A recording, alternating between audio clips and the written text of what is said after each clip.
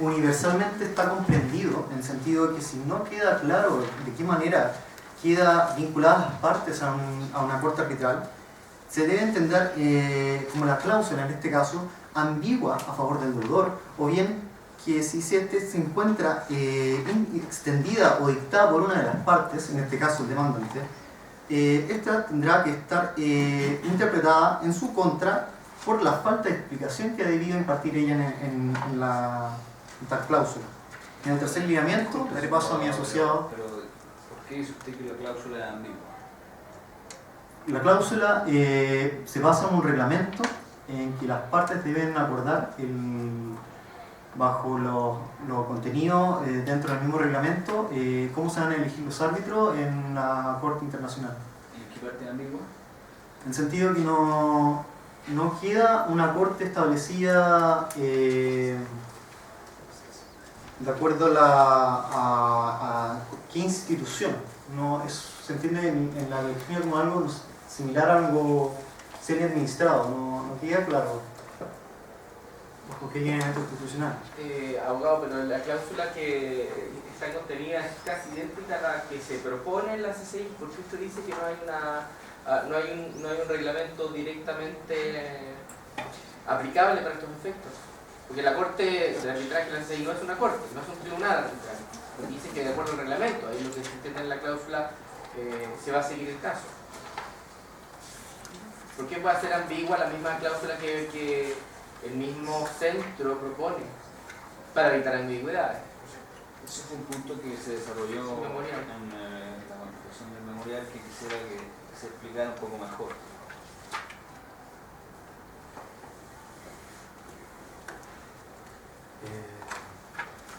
No sé si alguien del equipo puede... Estudio. La ambigüedad de la cláusula y el razonamiento que él expuso en verdad se aplica para establecer cómo no queda claro que este tenga que ser un arbitraje multiparte, puesto que y ello se conecta en verdad con la argumentación que va a dar ahora nuestro socio Cristian. Pero el fondo de la argumentación, no me interesa lo que viene después. Habiendo podido dejar claro en la cláusula que pretendían que este fuera un arbitraje multiparte, no se hizo.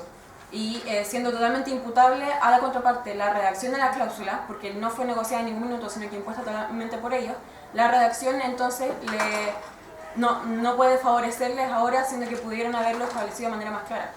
O sea, un arbitraje multiparte exige que haya cierta voluntad de los múltiples partes de participar anticipadamente. No lo exige. Entonces, ¿por qué no lo exige, pero me nosotros... habla que no previó esas supuestas? Sí, habiendo impuesto unilateralmente esta supuesta cláusula y por lo tanto siendo totalmente imputable a ellos la redacción. Porque habiendo impuesto, usted, su parte aparentemente, no su parte, Nuestra contraparte. Más bien, este señor Ito, supuesto representante, se discute, devolvió esto, no fue una aceptación. Nosotros no representamos al señor Tomasito, nosotros representamos a la señora Josefina. ¿Y el señor Martínez. Tomasito representaba su parte? No. En ningún caso. Bajo el tercer lineamiento quedará explicado por mi asociado, el señor Esteban Ramírez.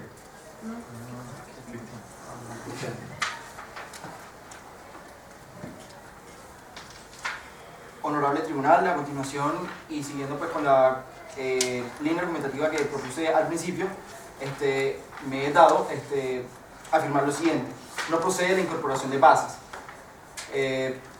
No tiene ninguna legitimación al actuar Pacimás Associates a este proceso arbitral y por consiguiente concurrir a este tribunal arbitral. Es posible que en algunas ocasiones y a veces conveniente sea que terceros no signatarios se vinculen al proceso arbitral y en ello pueda que alcancen los efectos del deudo arbitral, pero tampoco es dado a que sin embargo puedan predicarse en sentido estricto que de manera automática, esta conclusión pueda ser universalmente aplicada, que de no concurrir, de la concurrencia de un tercero no signatario del proceso arbitral. De ello podemos concluir que si se incorporare esta cláusula, si se incorporare este tercero no signatario al proceso, esta debe hacerse con duda y cierto escepticismo. dado pues la naturaleza y el origen del convenio arbitral, esto se debe interpretar de manera restrictiva, no permitiendo que se extiendan los efectos y a quien no manifestó su voluntad en el acuerdo arbitral. Por tanto, la incorporación de terceros bien puede ser dada a través de, y lógicamente fundada a través de una teoría de la desconsideración, que pretende que la parte, por razones económicas, sea vinculada al proceso, y cuando las operaciones fueren realizadas en virtud de una credibilidad de su controlante. Pero eso supone la legitimación pasiva, que estamos hablando de legitimación activa. Ese argumento no vendría a ser atingente. Es que precisamente es lo que la incorporación de estos terceros podría verse básicamente fundada. Claro, pero no es la única. No sé si el presidente, perdón, Desarrolle su punto, por favor, aclárelo, porque realmente no queda muy claro. De manera lógica, se entendería que un tercero no signatario del proceso podría ser vinculado a este, ¿ya? Siguiendo la teoría de la desconsideración, que pretende que en la parte legítimamente constituida no tiene patrimonio suficiente para honrar sus compromisos. Y como expliqué anteriormente, la operación fue realizada en virtud de la credibilidad de su controlante. En estos casos, podría que una parte no signataria del proceso fuera vinculada a ella por razones, como ya dije, patrimoniales o económicas. Ese es precisamente el caso. Usted está hablando de que se puede vincular a un controlador, justamente de lo que estamos hablando. Es que necesitan para ello unos supuestos que más adelante escribiré. más adelante cuando Digámoslo de inmediato. Para que el acuerdo pueda considerarse extensivo a un tercero no signatario, es necesario que concurran inequívocamente alguna de las siguientes supuestos: que desempeñen un papel activo en la formación del contrato, que pueda estar vinculada activa o pasivamente dentro de la negociación, y que de haber estado, el tercer supuesto es que haya sido representado en la negociación. Vemos que en ningún momento Desglóseme uno a uno los requisitos y dígame por qué no se cumplen en este caso, supuestamente. Consideramos que no se puede hacer extensiva la cláusula arbitral al tercero no signatario. Primero, porque no ha desempeñado un papel activo en la negociación. Es decir, todo fue a través de su filial, la compañía Romera del Atlántico S.A. Ronera del Atlántico S.A.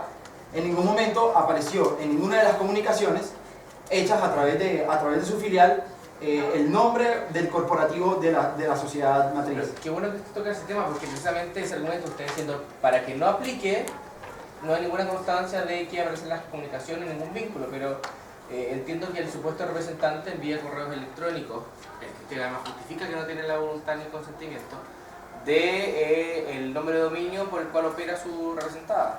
No podemos decir, contrario censo, que así como la otra parte no tenía ninguna vinculación ni electrónica de ningún tipo, ni de razón social, dentro del intercontractual, precisamente el señor Tomasito sí tenía una cierta vinculación o representación que permitiría colegir que la señora Martínez sí es aparte, sí está en conocimiento. Y la pregunta es... Quiero que me explique entonces por qué para un caso no se aplica, pero en el caso de que sean los argumentos inversos, precisamente donde hay un correo electrónico que tiene el nombre de dominio por el que usa su clienta, por el domicilio de su clienta, donde efectivamente Tomasito recibe a los representantes de su contraparte en las oficinas donde desarrolla su comercio, su clienta ser vinculada. Lo que pasa es que el acuerdo aquí no se puede extender. La línea argumentativa de nosotros es que no se puede extender a pasas, teniendo en cuenta que no cumplió ningún papel. Debido a que no cumplió ningún papel activo en la negociación. Estoy usando el ejercicio inverso. Me diga usted, así como usted dice, ¿por qué pasas? No se puede vincular. No, déjelo ahí. Pasas, no se puede vincular. Sí, usted tampoco puede vincular a la señora Martínez, que sí se dan todos los supuestos que usted lo está diciendo. Es precisamente por esto que no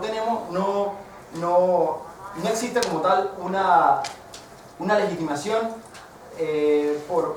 incluyendo a la señora Josefina. estoy hablando de que es representante, eso es lo que estoy diciendo. Si fue representada, que es el tercer supuesto que está dicho.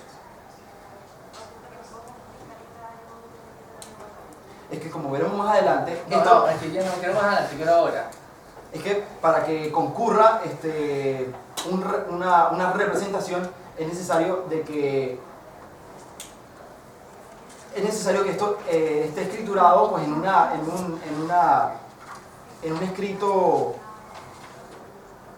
especial o con poder especial para que esté representada. ¿Y usted conoce casos que me puede decir donde en ámbito internacional, como este contrato de comercio internacional, hay alguna parte que haya escribido su legislación interna en cuanto a la calidad de los poderes o forma de los poderes y que se le haya rechazado o acogido?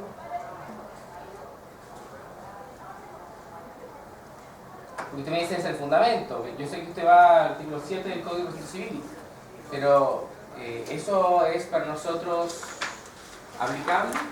Por supuesto que sí, ¿Sí? porque estamos tratando la validez y existencia del contrato como tal. ¿Y qué hago? Y para ello excluye el convenio. Abogado, escuche primero las preguntas. ¿Qué hace entonces este tribunal que tiene sede en Santiago de Chile, donde Chile es parte además de la Convención de Nueva York, que el artículo 2 impone a esta sede el que nosotros damos presunción de validez a los acuerdos escritos? ¿Qué hago con eso? Pero en el asunto que nos atañe ahora, acerca de la... Estoy preguntando que usted como abogado que tiene vastos conocimientos en distintas materias, usted puede hacer una hilvanación de ideas y argumentos jurídicos para poder contestarme esa pregunta. Si no, va a contestar a todos sus compañeros. Que precisamente lo que se está discutiendo en el proceso es que no existe como tal un contrato y se está poniendo en tela de juicio la existencia del mismo. Usted me está fundamentando en la existencia de contrato un tema formal, que no tiene poder especial. Además de que la existencia no se puede vincular al ¿La convenio. existencia de qué es? La existencia del contrato y de la cláusula. No se puede vislumbrar a través del convenio. Porque usted dice que de la no tiene Convención de poder. Viena. Porque este señor no tiene poder. Exactamente. Y yo le estoy preguntando, ¿qué hago yo con esa norma? Que me dice en la Convención de Nueva York que los estados signatarios, entre ellos Chile, que va a ser que el día de mañana alguien se va a meter a pedir un C4 y me va a preguntar por qué cada uno de los estados contratantes reconocerá el acuerdo por escrito conforme al cual las partes se obliguen a someter a arbitraje todas las diferencias o ciertas diferencias que ya han surgido o puedan surgir entre ellas respecto a una determinada relación jurídica contractual o no. Bueno, en relación a eso, más allá de la capacidad para consentir y de los poderes, nosotros bien establecimos en nuestro escrito de contestación que la parte demandante ha ubicado como algo como oferta, siendo que no considera los estándares que exige la misma Convención de Viena que ellos tratan de aplicar. Por lo tanto, no habiendo una verdadera oferta, poco podría haber contrato. No hay contrato alguno además por todas las razones que ya se han dicho.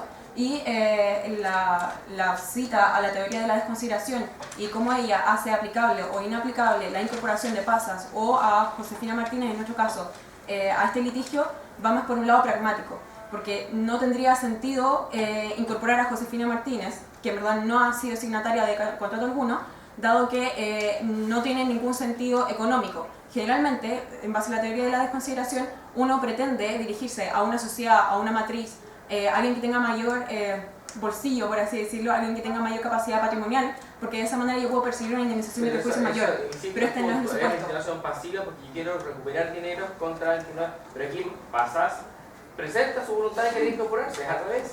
A quien él obliga, aquí ella quiere incorporarse. ¿Por qué me trae esa teoría que no tiene nada? Porque en verdad el único fundamento que buscan de ello es aumentar una indemnización de perjuicios, la que es a todas luces excesiva por las razones que pretendemos esgrimir en la alegación de fondo.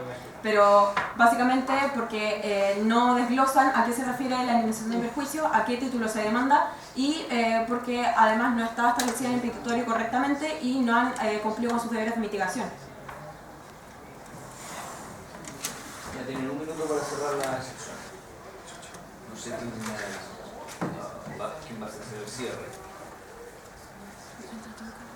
Para todo lo anterior, decimos que no procede la incorporación de Pasas a este juicio arbitral, por lo que ya lo hemos dicho. El papel del juez del árbitro se limita a ejercer únicamente una función delegada, que precisamente se le ha dado en las partes, y por eso se debe atender restrictivamente a que únicamente las partes signatarias sean las que en este evento nos traen en consideración. Perdón, una pregunta para el señor Cortés, si me permite el presidente. Usted dijo que se pone en duda el carácter internacional. Lo dijo 3 puntos. No existe el acuerdo de arbitraje por parte de voluntad. El carácter internacional del arbitraje se pone en duda.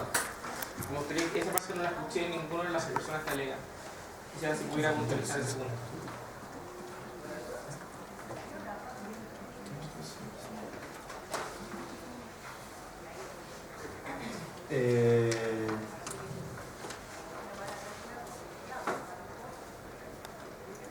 El tribunal, ayer, ¿me puede repetir la...? Usted tiene su conteo de exposición, dijo, en primer lugar vamos a demostrar que no existe el acuerdo de arbitraje por parte de voluntad. Segundo, se discute el carácter internacional. No destruya el patrimonio de la facultad.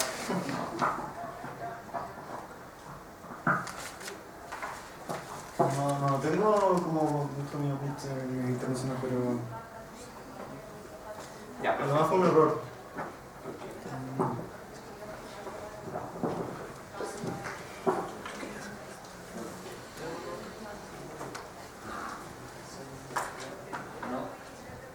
Damos entonces piso a los abogados de la demandante para que ellos hagan su alegato de clausura. Adelante. Buenas tardes a todos los presentes, estimados árbitros. Primeramente, quiero informar que nuestros alegatos estarán construidos de la siguiente manera. Iniciaré abordando la cuestión de la competencia del presente tribunal. Luego después presentaré algunos hechos fundamentales para abordar la segunda cuestión, que es la legitimación activa de Pasimal, que de ahora en adelante denominaremos PASES.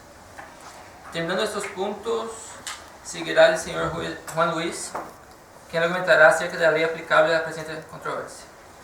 Finalizada las cuestiones de jurisdicción, la señorita Camila Porto argumentará acerca de la existencia del contrato y el cumplimiento de este por parte de nuestra representada, la Compañía Rodanera del Atlántico, de ahora en adelante CRA.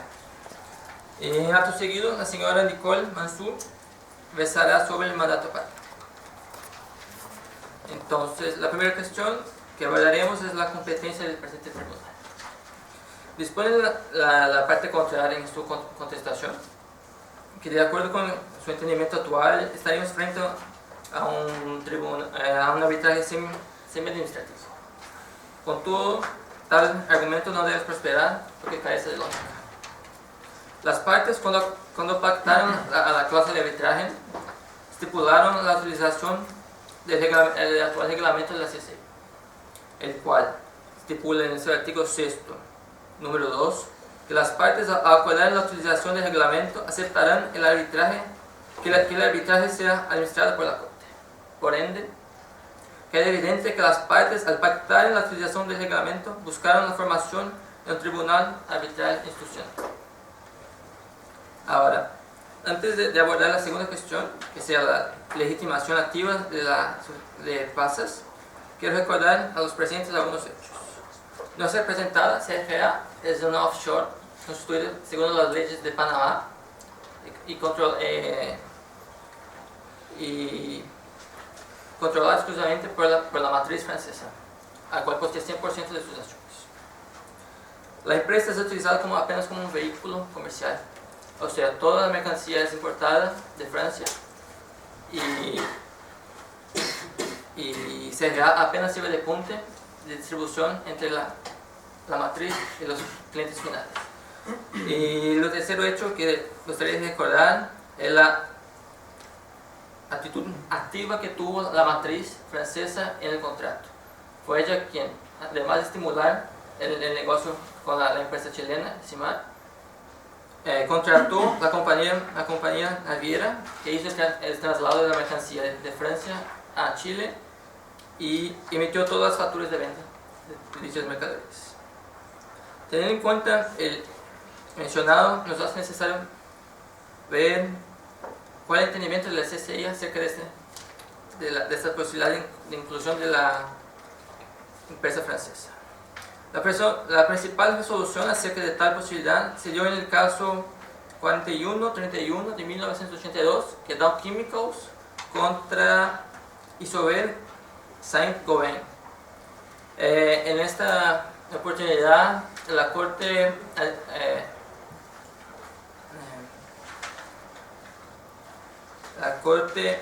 entendió legítima la inclusión de dos sociedades del grupo Dow. ¿Qué corte?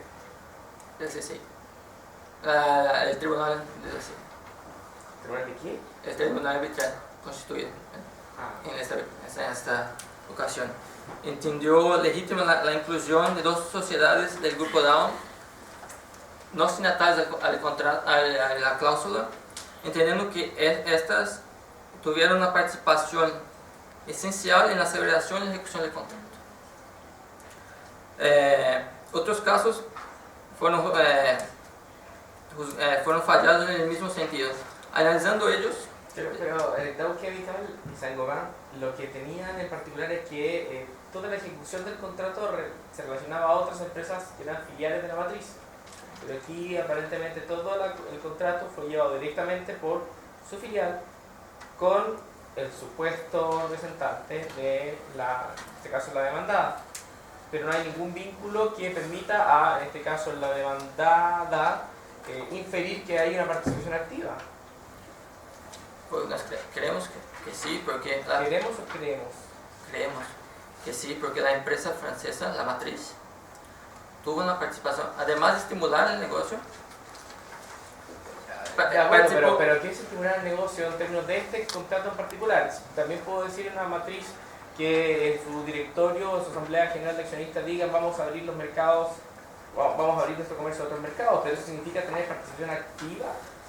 No, porque además fue quien hizo la entrega de la mercadería, el despacho de Francia, fue quien forneció todas las provisiones, toda la mercancía posible, y además fue quien emitió las facturas. O sea que, por ejemplo, si yo contrato una empresa porteadora, esa empresa porteadora automáticamente, porque se encarga de despachar toda la mercadería, es parte de un futuro arbitraje.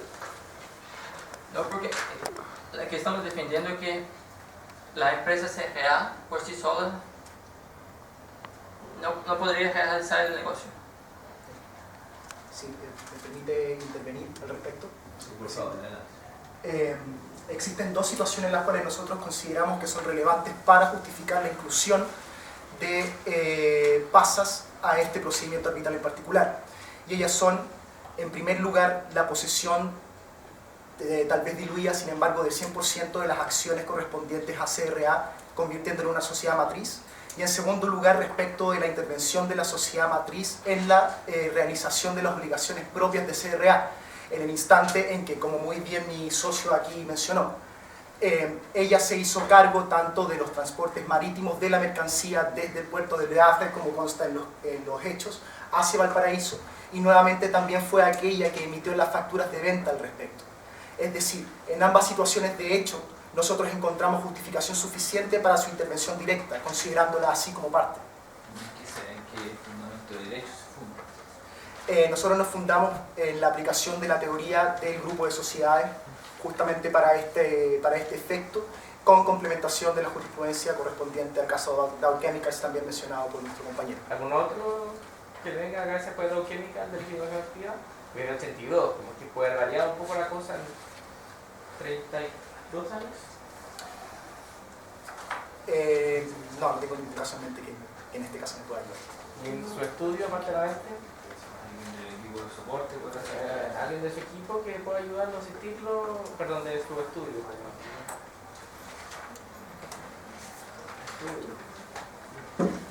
¿De la firma? ¿No? Ok. O sea, en definitiva estoy viendo que sus afirmaciones se basan en hechos, pero no se aterrizan en el derecho. En efecto, y de hecho nosotros consideramos que Normal, como bien lo considera el presidente del tribunal en este caso. Sin embargo, nosotros consideramos que son motivos suficientes como para considerarlo, y además, en efecto, los perjuicios no se seguirían solamente para CRA respecto del incumplimiento del contrato del fondo, cuyo cumplimiento forzado se está realizando en este instante, sino que también se extiende justamente a la matriz de nuestro representado, PASAS, en la medida de que ellos fueron los que fornecieron, como también mi socio dijo, las mercaderías para la realización de las obligaciones propias del contrato. No sé si quieren continuar con la presentación, pero me gustaría que vamos un poco más a temas de derecho. En el punto 22 y 23, cuando se refieren a Código de Comercio, si alguien puede tocar este tema o deberían... Sí, por supuesto. Si bien no es correspondiente a la argumentación respecto a la validez de la jurisdicción del tribunal, nos podríamos hacer mención. Quizás sería mejor, antes de eso respecto al fondo, pero que tocar el tema directamente de la ausencia de consentimiento, que eso no lo he escuchado en el gato con la venia del presidente. Por supuesto. ¿Alguien más va a agregar en jurisdicción? Yo puedo declarar en jurisdicción. No, pregunto. Sí, por supuesto. Porque queda justo a la mitad. Puedo intervenir al respecto. Respecto a la ausencia de consentimiento, según lo establecido por nuestra contraparte, existiría una ausencia del mismo, en la medida de que, en primer lugar, Tomás Ito no se encontraría facultado para la realización de tal cláusula, según lo estableció en el artículo 7º del Código de Procedimiento Civil, y asimismo tampoco habría consentimiento debido a una ausencia de negociación, según lo que ellos mencionaron ser el principio pro arbitrio, lo cual ambos nosotros sostenemos que no son argumentos suficientes para concluir aquello que ellos establecen. En primer lugar, el artículo 7º del Código de Procedimiento Civil tiene una interpretación, por así decirlo, acabada a la representación judicial y en efecto, a los mandatos judiciales. Solicito permiso para poder leer el inciso segundo del artículo. Lo conocemos, no se preocupe. Excelente. Y luego así, a través de ese argumento, su posición sería no absolutamente, sino que insuficientemente sostenida. Y en segundo lugar, aplicando el principio pro arbitrio, debido a que existió una aceptación por parte de nuestra contraparte, y nosotros tampoco instamos a una aceptación básicamente forzada de las condiciones establecidas en la orden de compra. Nosotros no dejamos fuera una posibilidad de negociación de aquella cláusula. Y de hecho, todo el punto va en que si la persona que ustedes tuvieron de contraparte en la negociación, no vamos a hablar de parte, está o no facultada, uno, para cerrar el contrato, dos, si fuera suficiente, si hubiera estado facultada, es suficiente para obligarlos a someter una cuestión de arbitraje válidamente. Si bien nosotros, esa parte de la argumentación corresponde al fondo de nuestro asunto. Creo que en su clase de arbitraje ustedes le dijeron que cuando partía como si bien, partíamos mal. Respecto a la representación que el señor Tomás Ito tiene respecto de nuestra contraparte, Josefina Martínez, ello será abordado en el fondo de nuestra argumentación. ¿Tiene relevancia para ¿Tiene relevancia para efectos de precisamente esto? Cuando yo lo voy a... Entonces usted habla de esa parte, pero Sí, eso es relevante porque eso es un quiz importante. Ya, entonces hablo sobre el... Que quisiera entregar el micrófono a mi socio. Con permiso.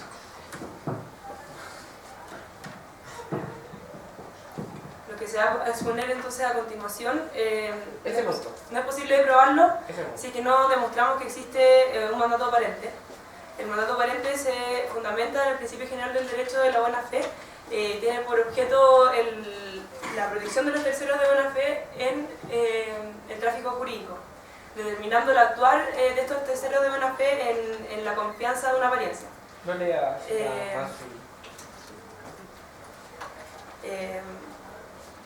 Guillermo Borda, que se considera como doctrina en su libro Tratado de Derecho Civil, Contratos, considera que para que se constituya mandato aparente deben darse como fundamento ciertas circunstancias unívocas y debe también provocar una confianza en una persona normalmente diligente. A continuación expondré las circunstancias que se pueden considerar unívocas y que crean esta situación de mandato aparente. Tomás Ito, en primer lugar, desde un principio se presentó como gerente de la sociedad mediante una tarjeta de presentación. Presenta a la empresa como la más seria y mayor en el rubro en Chile. También, bueno, Conastemio viaja a Chile para conocer las dependencias de Eximar. Acá creemos que no hay razón para que Conastemio no crea lo que Tomás Ito le dijo, que fue que Josefina Martínez principalmente trabajaba en la casa y que le delegaba principalmente a él mismo la administración de la sociedad. Creemos que no hay circunstancia en esta situación que haya debido inducir una desconfianza por parte de Conastemio. Lo mismo pasa cuando Tomás Ito envía un correo electrónico afirmando que tuvo una conversación con Josefina Martínez en la que acordaron comprar $100.000 en mercancía. 100.000. No 1.000. 100.000, Dijo 100.000. disculpe. Si no pronuncié bien, $100.000 en mercancía. Creemos que en esta circunstancia tampoco hay algún hecho que debiera haber inducido desconfianza por parte de Conastemio. Por lo tanto, bueno, en su contestación de solicitud de arbitraje, Josefina solo hace mención de que tal vez en algún momento algún ejecutivo pudo haber ido a las oficinas a presentar los productos a su cliente. Y creemos que si es así, entonces la relación con sus ejecutivos es ambigua y distante, y dado eso, creemos que una relación ambigua. Que no es, perdón, tal vez no fue la palabra precisa, pero sí es distante porque ella no tiene conocimiento de qué es lo que están haciendo concretamente sus ejecutivos. Y si es así, nos preguntamos nosotros... Por eso, pero ella en la contestación de solicitud no tenía certeza de qué es lo que estaban haciendo sus ejecutivos, cuando dice que tal vez algún ejecutivo le mostró los productos a Conastemio. Entonces no hay certeza en lo que ella dice, y creemos que esa certeza sí debería estar. Creemos que creemos que acá no hay una diligencia apropiada por parte de ella, porque se realizaron todas estas acciones por parte de Tomás Ito, y ella nunca supo. Creemos que, por ejemplo, el envío de la orden... Si usted dice que ella nunca supo, finalmente... No, pero creemos que ella debería haber sabido, que no fue diligente al no saber, y por ese deber se aumenta más todavía si es que ella está poniendo en riesgo su patrimonio personal. ¿Eso no será problema de ella? Pero creemos que ¿Quién tiene que ver esa negligencia en su propia administración, en su propio negocio? Porque también es imputable su responsabilidad. Contra permitirle una parte, en este caso, ¿ustedes están demandando a Josefina Martínez, fundando eso su negligencia? Porque creemos que también es imputable su responsabilidad. Es imputable su responsabilidad, y por eso la estamos demandando a ella. Ella tiene culpa en la celebración de un acuerdo de arbitraje, usted la demanda a ella. ¿Esa es la lógica? Tienes 4 minutos para concluir la jurisdicción, así que... El artículo 7 sobre todo, ustedes lo querían leer, pero que no se lo querían leer, perdón. El artículo 7 del Código de Procedimiento Civil. Porque ese es un tema que ellos me han dicho que... Lo que pasa es que el Código esgrime que el poder para litigar, o sea, parte hablando de que el poder para litigar, y acá estamos hablando de un mandato comercial. Pero dice que tiene que tener para transigir y comprometer. Sí, pero en el poder para litigar, no en el mandato comercial. No, pero en el judicial... Usted lo que hizo finalmente, eventualmente, si que lo hizo el representante, fue un mandato, fue celebrar una cláusula compromisoria, y eso es comprometer. Pero el poder para litigar se entiende el poder conferido al... Si me dice el abogado es para que se vaya y se vaya. Porque el mandato judicial lo tienen los gerentes de las empresas. Y no son abogados. ¿Solicita intervenir? Como muy bien decía, la facultad para comprometer, a la cual se refiere el artículo 7 del Código de Procedimiento Civil, tiene un alcance restringido para aquellas personas que hagan representación en juicio. No. Eso no es verdad. Usted es la persona que no es abogada y puede mandar juicio.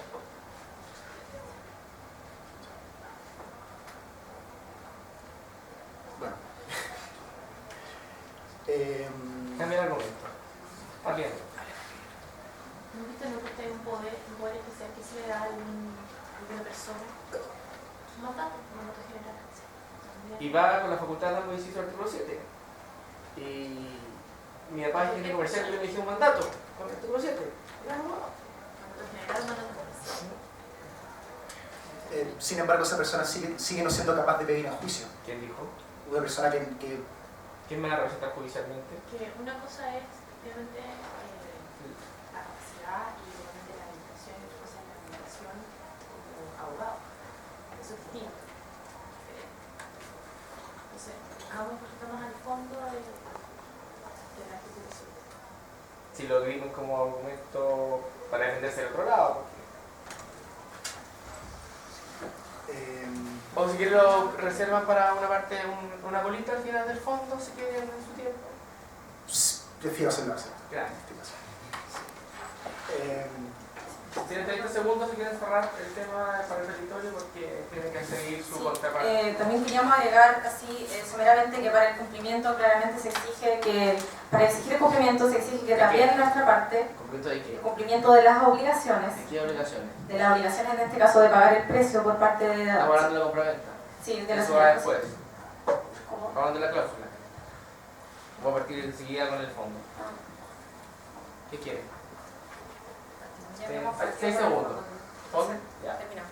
Haga su petitorio de las jurisdicciones. Petitorio de las jurisdicciones. y nosotros solicitamos al tribunal a que mantenga la competencia del tribunal arbitral constituido en el presente. Perdón. Estamos posturando por otro lado. Okay. Solicitamos que se declare competente al tribunal constituido. Al tribunal arbitral constituido. ¿Y alguna más? ¿Se competente porque hay cláusula? Que se considera pasas como parte en el litigio y que la cláusula arbitral se considere válida. Terminemos la...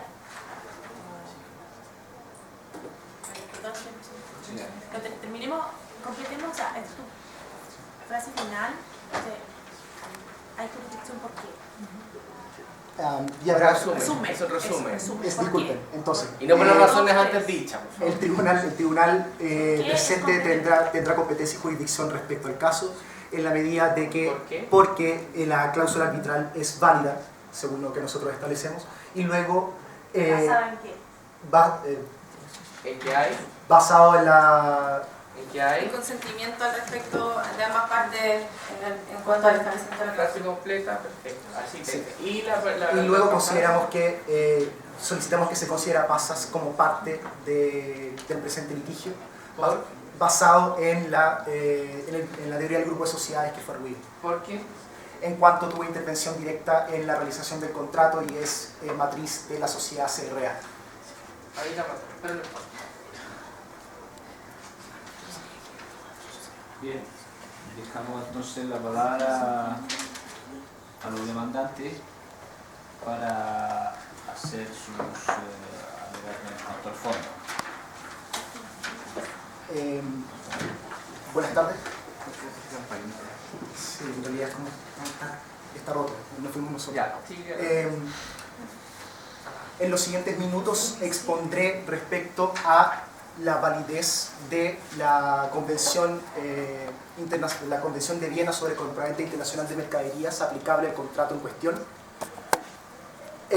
y luego respecto a la validez de la ley chilena en ciertos aspectos. ¿Y la existencia del contrato qué es la verdad? La trataremos yo consecuentemente. Sí, por favor. Es que, ¿En la lógica? lo que pasa es que la existencia del contrato la vamos a basar en cuanto a la ley aplicable. Primero tenemos que determinar la ley aplicable para en esas leyes basar el que existe el contrato. Así lo estructuramos. Por favor. Sí. Muchas gracias. En primer lugar, y como bien establece el artículo 4 de la Convención de Viena, ella regula dos aspectos particulares de la relación contractual respecto de una compraventa internacional de mercadería.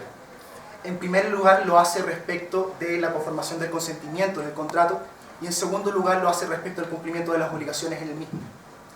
Por lo mismo, y considerando la naturaleza del contrato en cuestión, como bien consta en hechos, nosotros consideramos que en principio se hace aplicable la Convención de Viena a este contrato en particular. Sin embargo, como parte, nosotros también tenemos conciencia de que ello resulta insuficiente para sostenerlo, y por lo tanto esgrimimos los siguientes argumentos. En primer lugar, debido a la estructura, o en realidad debido a lo establecido en el contrato realizado entre CRA y nuestra contraparte, se establece que la ley aplicable a este caso sería efectivamente la Convención de Viena, y haciendo primacía de la voluntad de las partes, entonces deberíamos luego comprender que la Convención de Viena sería en efecto aplicable. Sin embargo, nuestra contraparte ha arguido de que no se podría llevar eso a cabo en la medida de que el Estado de Panamá no es un Estado contratante del convenio. Sin embargo, nosotros asimismo también consideramos que eso no es un argumento suficiente, en la medida de que en primer lugar hacemos primacía de la voluntad de las partes para someterse a tal convenio, y en segundo lugar, y respecto a lo esgrimido en el capítulo 5 de la contestación, nosotros consideramos que la aplicación indirecta, como muy bien ellos dicen, de la legislación chilena sobre principios de derecho internacional privado, que de hecho no se mencionan en la contestación, llevarían a la aplicación justamente del convenio, en la medida de que Chile lo reconoce como ley. Y luego, respecto a la naturaleza que resguarda nuestro contrato, el contrato aquí discutido, entonces tal convención sería aplicable respecto a los dos puntos ya señalados. En primer lugar, respecto a la conformación de consentimiento, y luego respecto a las obligaciones surgidas del mismo contrato. ¿Nada por el momento? ¿Puedo continuar? Perfecto. Al respecto, sin embargo, nosotros también tenemos conciencia de que existen elementos que son fundamentales para el tratamiento de este caso, que no están siendo considerados dentro de la Convención, justamente por los dos aspectos que son los regulados por la Convención de Compraventa Internacional de Mercaderías. Y ellos son, para estos efectos y para los efectos controvertidos del caso, dos en particular, que son la representación y la capacidad de Tomás Ito para contratar en nombre de Josefina Martínez, única representante según nuestra contraparte, de Eximar, y luego asimismo el carácter de comerciante individual de Josefina Martínez, haciéndola responsable por los actos realizados por Eximar, a pesar de que nosotros entendemos también de que ellos ambos son una sola persona. O básicamente Josefina Martínez es una persona que comercia bajo su propio rol. Teniendo eso en consideración, quisiera pasar ahora a breves aspectos respecto a la existencia del contrato, remitiéndome nuevamente a lo establecido respecto al consentimiento en el contrato, en la Convención de Viena, disculpen. Del artículo 14 al 22 se hace referencia a cuáles son los elementos que la Convención de Viena considera como relevantes para la existencia del contrato, acorde al consentimiento mismo. Ellos son la existencia de una oferta lo suficientemente determinada respecto al objeto y a la cantidad, y luego por supuesto al precio, que sea dirigida a una única persona, y luego una aceptación acorde respecto a las condiciones en la cual no existan modificaciones respecto a lo sustantivo. En el primer sentido, nosotros consideramos que en efecto existe una oferta vinculante en la medida de que tanto el objeto transado, que vendría siendo el cargamento de bebidas alcohólicas por el precio de $100.000, queda bien establecido en su género, y como también queda establecido en la orden de compra posteriormente realizada. Y luego asimismo existe la aceptación de nuestra contraparte respecto a la realización del contrato, lo cual bien consta en hechos. Así, de esta forma, por lo menos en principio respecto a los elementos del consentimiento de ambas partes, nosotros consideramos que en efecto existe el contrato. Sin embargo, la contraparte también ha afirmado que no se puede considerar existente en la medida de que el contrato no contiene soporte escrito. Sin embargo, nosotros consideramos tal afirmación como falsa en la medida de que también consideramos que existe soporte escrito. Pero una precisión. Si las partes decidieron no hacer réplica y duplica, evitaría que hicieran comentarios, manifestaciones, ruidos o señas de conformidad. Hicieron uso de su derecho y prescindieron de eso, así que se guardan sus opiniones porque no tienen derecho a replicarlas. Una pregunta, por supuesto. ¿Cuándo es que tiene y se perfecciona el consentimiento de este contrato? Nosotros entendemos que se perfecciona el consentimiento de este contrato ¿En qué momento?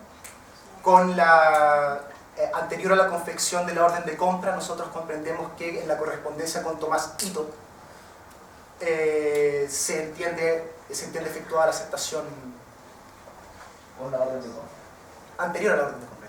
Pero entonces a ver, ¿cuál es la oferta y cuál es la aceptación? Bueno, ya, disculpe, reformulo. por favor. Sí. Nosotros consideramos que la aceptación fue realizada en la orden de compra. ¿Pero la orden de compra no es una oferta de compra? Al respecto, quisiera intervenir. La parte demandada en este caso en el párrafo 88 en su contestación señala que no se formó el consentimiento respecto al objeto, por cuanto solo se había hecho o solo se había solicitado $100.000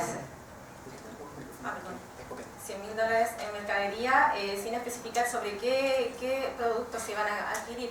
En este caso nosotros consideramos que es absolutamente falso, por cuanto Tomás Ito envió la solicitud de la orden de compra, debidamente completada y adjunta en sus correos. En este caso existe especificación del objeto, la calidad y la cantidad. Sí, y ahí se... Esa es la oferta. ¿La orden de compra sería la oferta o la aceptación? El envío de la orden de compra completada sería la aceptación. ¿Y la oferta habría sido entonces como un catálogo?